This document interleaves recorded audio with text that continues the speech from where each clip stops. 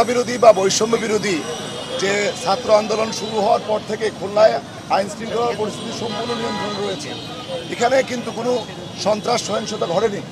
তো আমরা চাই যে এই অবস্থাটা অক্ষুণ্ণ থাকুক এবং ইতিমধ্যেই খুলনার ছাত্র সমাজের যারা বৈষম্য বা কোটাবিরোধী আন্দোলনের একটা বড় অংশ গতকাল রাত্রে আপনাদের সামনেই তারা এই আন্দোলন খুলনা স্থগিত ঘোষণা করছে এবং এই মুহূর্তে আমরা মনে করি না যে কেউ এই আন্দোলনের নামে রাস্তায় এসে জনগণের চলাচলের বাধা সৃষ্টি করুক বা গাড়ি ভাঙচুর করুক।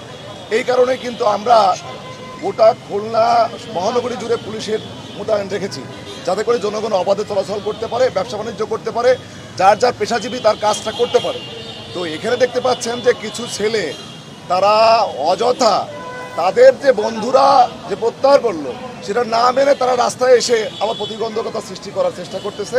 তো ওরা ওই আহসানুল্লাহ কলেজের ভিতরে আশ্রয় নিছে, ওরা ভিতরে থাকুক, আমাদের ওদের যতক্ষণ পর্যন্ত তারা নন ভায়োলেন্ট থাকবে ততক্ষণ পর্যন্ত আমাদের কোনো সে নাই। কিন্তু তারা যদি রাস্তায় এসে গাড়ি ঘোড়া ভাঙচুর করার চেষ্টা করে, প্রতিবন্ধকতা চেষ্টা করে, তাহলে দেশের প্রচলিত আইন অনুযায়ী তো আমাদের ব্যবস্থা নিতে হবে।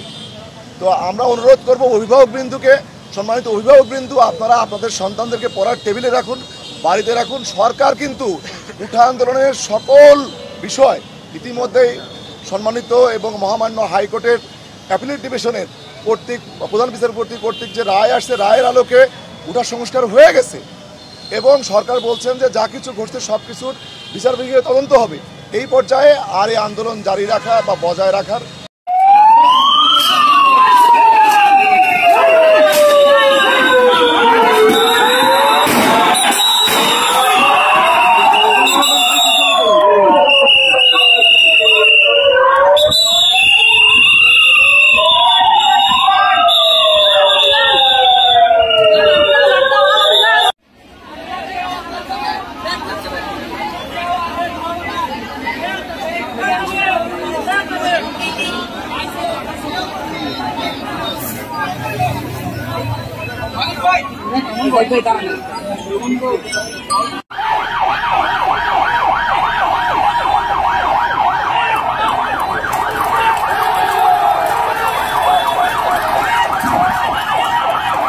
ভাই পিছনে আসেন।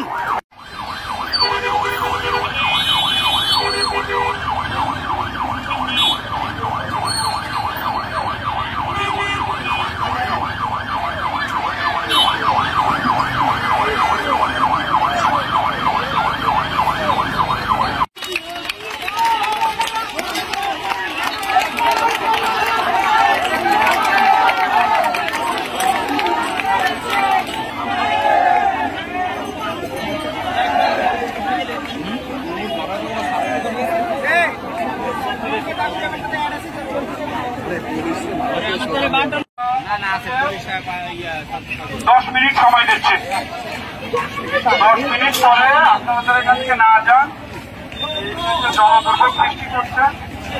আমরা চাইব জনদর্শক আপনারা 10 মিনিট পরে চলে যান।